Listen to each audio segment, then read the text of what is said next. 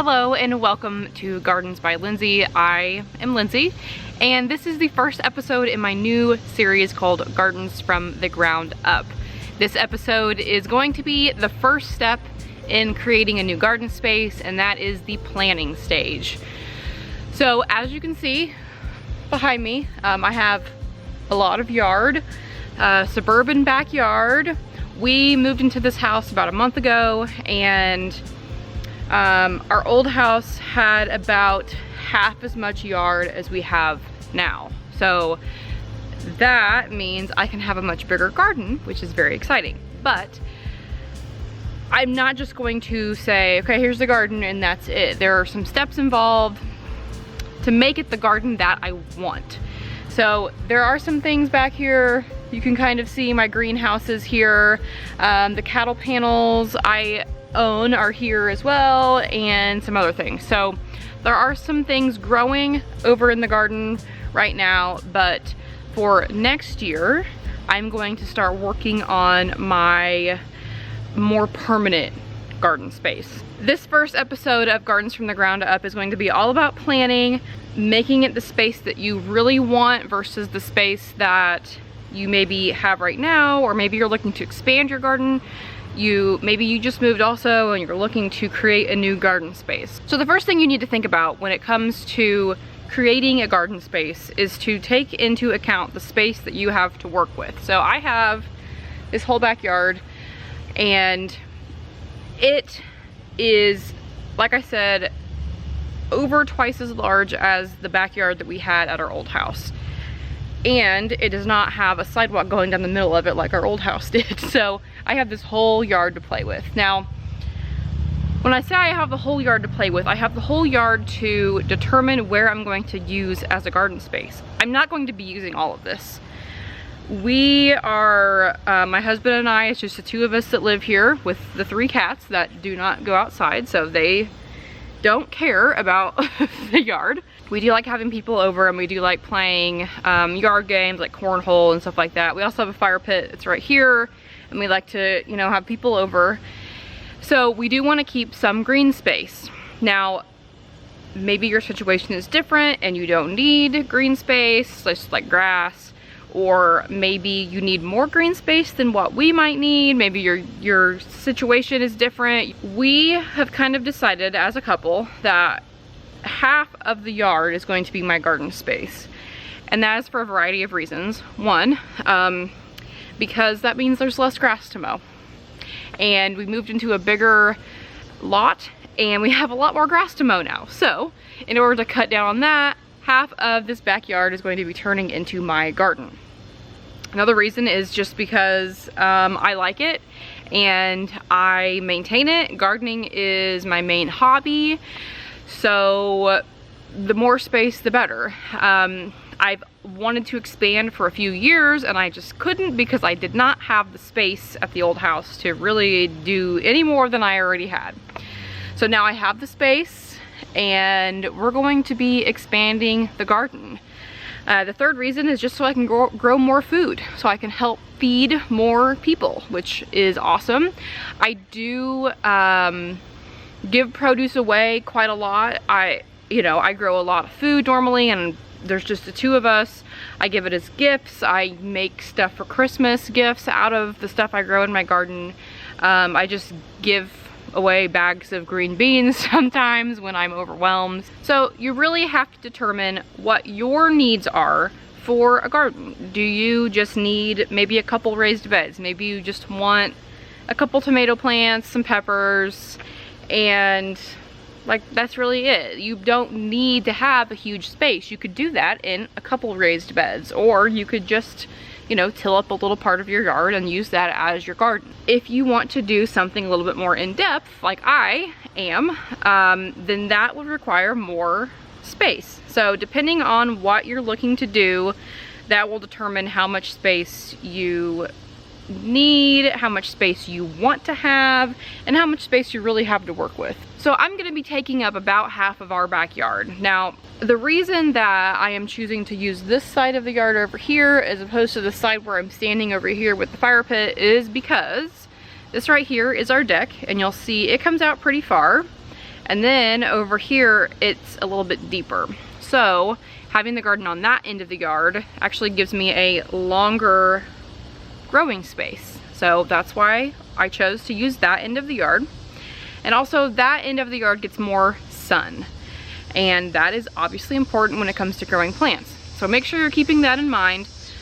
If you have a yard that is very shaded, it may be okay, but it may not be okay. So make sure that you are researching the types of plants you want to grow and making sure that wherever you choose is going to have enough light for those plants to thrive. If you're going to do things that require 6+ hours of light, but the space you're picking for your garden only gets 3 to 4 hours of light, you may have some struggles. Things will probably still grow. They may move a little slower. Things may be slower to ripen, but just keep in mind that you do need sunlight to grow plants. So if you are like me, we don't have any big trees in the backyard. We have a couple smaller trees in the very back. We do have one huge tree in the front yard, but we don't have any trees directly in the backyard. But the neighbors on both sides have big trees, so the yard is shaded. Right now it is about 6 o'clock and basically the entire backyard is in the shade now. So it's great for being outside because it's less hot. And it's also good for the garden because the garden on this end of the yard gets sun pretty much, I mean, it gets sun for like 8 hours a day. So that is great. That is great for plants. It is great for gardening. And so that is why that end over there is my garden. Another thing you need to keep in mind when it comes to planning a new garden space is how you're going to be planting your plants. Are you going to be planting them in raised beds? Are you going to be doing it in ground? Are you going to do a little bit of both? That will determine also kind of where in your space available you want to put your garden. I am going to be doing a little bit of both. I'm going to be doing mostly in-ground gardening, but I am going to do some things in raised beds and containers. So over here, there's plenty of space for that. There's plenty of flat ground to put raised beds if I want to. If you have a yard that is a little bit more uneven, like the part of the yard where I am right now is a little bit uneven, this would not be a great space to do like a raised bed unless I was going to level it because the bed would be uneven. Over there, it's nice and flat. I could do all raised beds if I wanted. I don't, but if I did, I could. So if you are choosing to do just a couple raised beds, you probably do not need to have a ton of space. The next thing you really need to consider when it comes to preparing a new garden space is the soil. Are you going to be planting in the ground? If so, now would be the time to consider doing a soil test. I actually did a soil test and I found a lab in Fort Wayne, Indiana that does mail order soil tests for residential purposes. I got my report back and really everything looks pretty good. They did suggest adding some garden lime and fertilizing with a fertilizer high in nitrogen and potassium. So that's what I'm gonna do in the spring. And yeah, that's about it. I was very impressed. I mailed my sample. They got it on a Friday and I had an email with my report on Tuesday. So I was very happy with them. I will drop their info down below if you want to check them out. It was $30 for a complete soil test. They also have a basic one that's $20, but I did the complete test, which gave me more levels of more things in my soil. So if you are doing in-ground planting, consider doing a soil test. If you're doing raised bed planting, make sure you know where you're going to get the soil to fill those raised beds. You will be surprised how much soil it takes to fill raised beds. Now, there is a method of gardening called Hugelkultur. I'm probably not saying that right. It's a German term. But basically what you do is you take logs and sticks, pile those in the bottom of your raised bed, then you add leaves and grass clippings and that type of thing, and then you put your soil on top of that.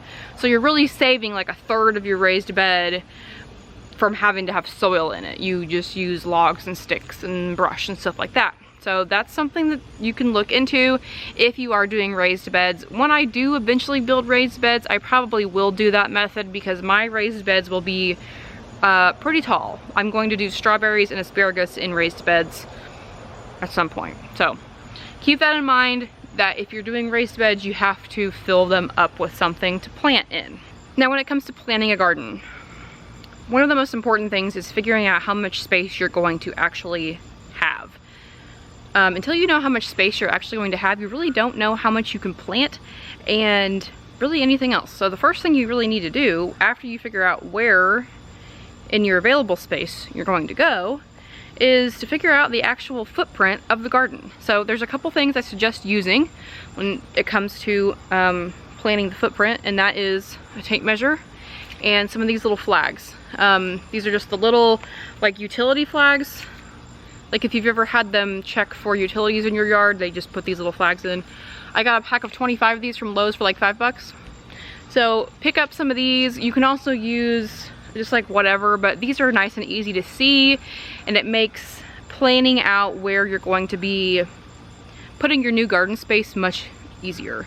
I did this the last time I planted a garden and it worked beautifully, and so went and bought a pack of 25 for this time because I am gonna have a lot more space. So this is what I'm gonna use. I have actually already measured my space, so I know how big it is, and I actually am using the fence, the privacy fence, as a guide for that. So when I say plan out the footprint of your space, for me, as someone that plants in the ground mostly and does have problems with critters, squirrels, rabbits, chipmunks, those type of critters, I am thinking fencing. That is the thing going through my head of my garden. It makes sense to attach my garden fence to my privacy fence. So all of these posts that you can see, like there's one, I will go ahead and I'm just going to attach my fence to that, and I don't have to buy another T-post and drive a T-post into the ground. I'm just going to attach it to the fence post. So there is a fence post right here behind this rose bush right here. This is the fence post where the beginning of my garden is going to start. This rose bush is going to come out. So all I'm going to do is take one of these flags and put it in the ground in front of this rose bush. Then I know that's where my garden fence is going to start. Now, if you do not have a problem with critters and you don't feel like you need a fence, one, I'm jealous, and two, you may not even really need to do this. Like I said, if you're just doing a couple of raised beds, I would still plan it out, maybe decide what footprint you want to have, but you probably do not need to worry about doing any type of fence that's this in-depth, because I do have problems with critters. I have kind of planned out where my garden is going. I'm gonna shove some flags in the ground and then we will move on.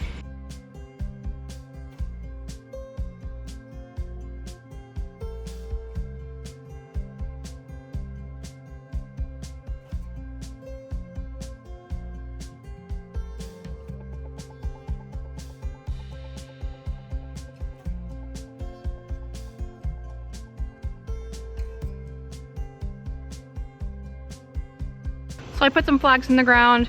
You can kind of see these two right here. This is where I'm thinking my gate is going to go, so I can get in and out of the garden. This is just kind of a rudimentary way to kind of mark your space to see how much room you're actually going to have. I know for me, I can say that from the corner of the garden to the corner of the yard is 45 feet, but I don't know in my head how much that is. So doing something like this, where I can visually see how much space I'm going to have, is really helpful. So if you are like me and you have trouble visualizing how big things are in terms of space before you actually see them, this is a really good way to kind of map things out. I have my flags out. I'm gonna leave them for, well, I mean, I'm gonna have to pull them up before we mow. But they are in the ground, so I can kind of get a feel of how much space I actually have, which is very important. So I actually am going to be having, I'm gonna have a ton of space next year. I'm so excited. But that brings me to my next point, which is consider what you're going to plant and how you're going to get those plants. If you're going to immediately off the bat create a space like mine that's 45 feet wide by 50 feet long, but you are not comfortable starting your own plants from seeds, this may not be the size of garden that you need. If you are going to be filling a space this large with plants that you buy, that's going to be very expensive. If you're going to have a space this big, you really should be comfortable starting your own plants from seeds. It's not difficult. Seeds want to grow. They want to become plants. If starting seeds is something you are comfortable with, then be my guest. Go ahead, plant as big of a garden as you want.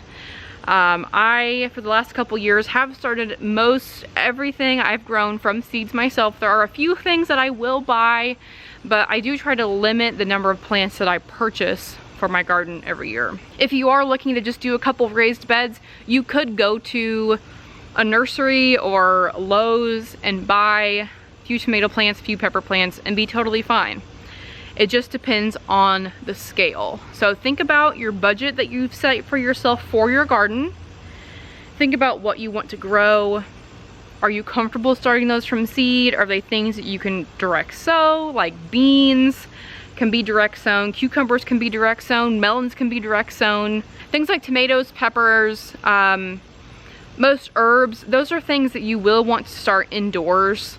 So think about that when you are considering a new garden space. Now, in the past, I have started plants. I've sold extra plants because I had not had the space to plant them. Well, this next year, I am not gonna have that problem. So I probably will not sell started plants next year, but I am going to start everything that is growing in here from seed myself, unless something doesn't come up or I can't live without a plant at the nursery, which does happen. So that's why I have a variegated basil now this year, is because I couldn't live without it at the nursery. So the last thing that I am considering, this does not mean that you have to consider it, but I am considering, is using a cover crop.